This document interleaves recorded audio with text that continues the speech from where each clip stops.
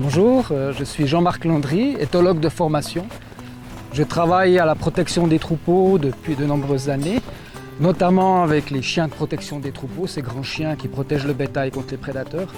Et aujourd'hui, je vous emmène avec moi pour vous présenter ces chiens, vous montrer que c'est des chiens extraordinaires. Allez, je vous emmène avec moi, venez.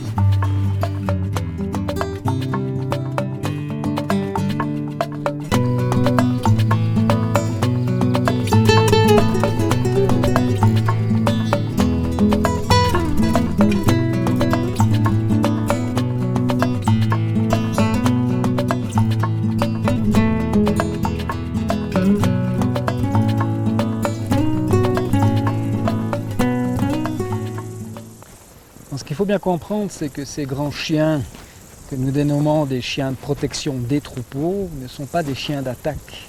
Donc ils n'ont pas appris à attaquer, ce sont des chiens dissuasifs. Et pour dissuader, ils s'approchent de vous et ils vous aboient. Et bien sûr, vous aurez la perception d'un chien agressif, parce qu'il est là pour alerter, pour signaler sa présence, mais ça ne veut pas dire qu'il va vous agresser. Et souvent, quand on ne connaît pas les chiens, on confond un tout petit peu cette dissuasion.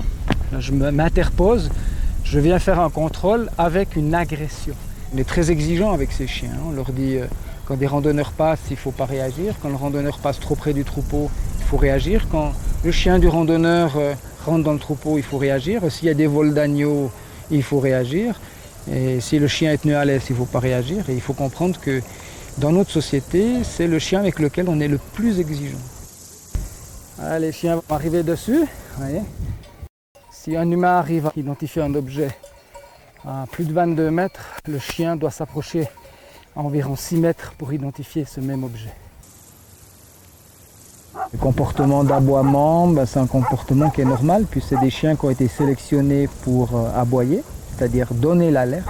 Ils donnaient l'alerte en fait aux bergers qui devaient intervenir quand il y a un problème. Et dans l'évolution de ces chiens-là, on a des chiens de plus en plus grands qui étaient capables d'intervenir seuls sans nécessairement la présence du berger.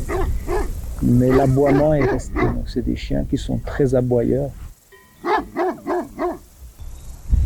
Et qu'en fait ces chiens-là sont là pour protéger le troupeau contre les loups. Là. Et on a encore eu une attaque il y a pas cette nuit, mais la nuit d'avant. On réalise de plus en plus que des chiens qui peuvent être très efficaces face aux loups, donc on les a vus, on les a filmés se battre, et le lendemain matin sont très sympas avec nous, ou très sympas avec des randonneurs qui passent. Ces chiens sont des chiens extraordinaires. Pas beaucoup de chiens qui sont capables de faire ça. Et c'est aussi des chiens qui doivent prendre des décisions, parce qu'ils doivent être capables de travailler sans humains. Donc quand il y a un problème, ils doivent gérer le problème. On a des chiens qui sont très bons et qui savent exactement ce qu'il faut faire. Il y a un lien qui est très fort de chien et de troupeau. Là il fait beau, mais ils sont par tous les temps, mauvais temps, brouillard, neige.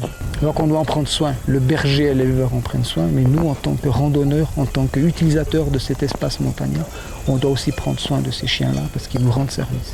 Parce qu'ils permettent aussi la coexistence entre la présence de prédateurs et le maintien en fait d'un pastoralisme raisonné.